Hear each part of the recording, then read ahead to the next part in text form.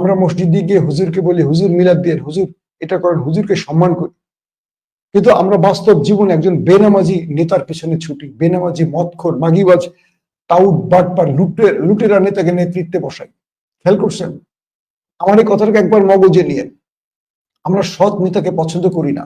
আমাদের যত নেতারা আছেন, বড় বড় নেতারা, এরা একজনও বুকে হাত দিয়ে বলতে পারবে না এরা সৎ উপার্জনকারী, এরা ঠিক মতো নামাজ পড়েন, এরা সৎ পথে চলেন, এরা হারাম খান না। কিন্তু আমরা মসজিদে গিয়ে একজন ইমামের পেছনে নামাজ পড়ি, তাকে দোয়া করতে বলি, আমাদের যে কোনো অমঙ্গলে তাকে বলি হুজুর দোয়া করেন। কিন্তু আমরা নেতৃত্বের জন্য বাছাই করি সবসময় লুটেরা, চোর, ডাকাত, মদখোর, মাগিবাজ নেতাদেরকে।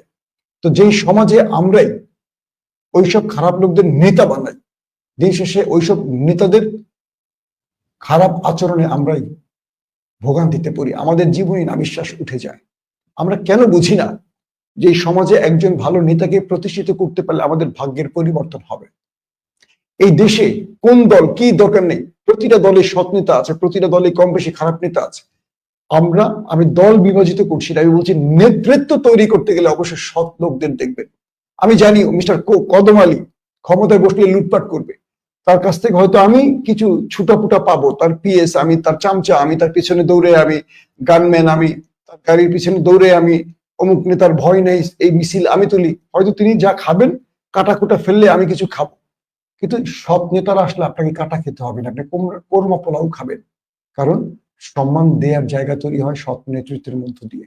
যে দেশে সৎ নেতা তৈরি হয়, সৎ শাসক থাকে, সেই দেশে কোনো জনগণের ভাগ্যে কাটা আসে না, সম্মান আসা, সেই সম্মানটা কোরমা পোলাওই হয়।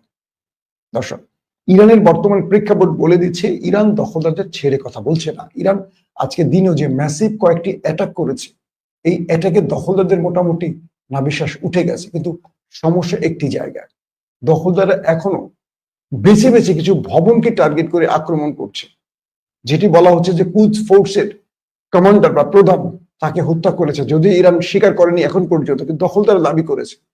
প্রশ্ন হলো যে ভবনটিতে তিনি ছিলেন এই তথ্য ওরা জানে কি করে? তার মানে বিশ্বাসঘাতকরা এখনো আশপাশে আছে। ইরানকে বিশ্বাসঘাতক নির্মূল ছাড়া এই বিজয় ঘরে ফিরিয়ে আনতে পারবে না। এখনো ইরান ব্যাপক তৎপরতা চালাচ্ছে মোসাদের বিরুদ্ধে, বিশ্বাসঘাতকদের বিরুদ্ধে। কিন্তু এত এত বিশ্বাসঘাতক ইরান এই অল্প সময় তাদের নির্মূল করতে পারছে না। এখন ইরানকে সেই দিকেও ফোকাস রাখতে হবে। আল্লাহ হাফেজ। ওপেন দাইস মানে সত্যকে সত্য বলা, মিথ্যেকে মিথ্যে বলা। আমরা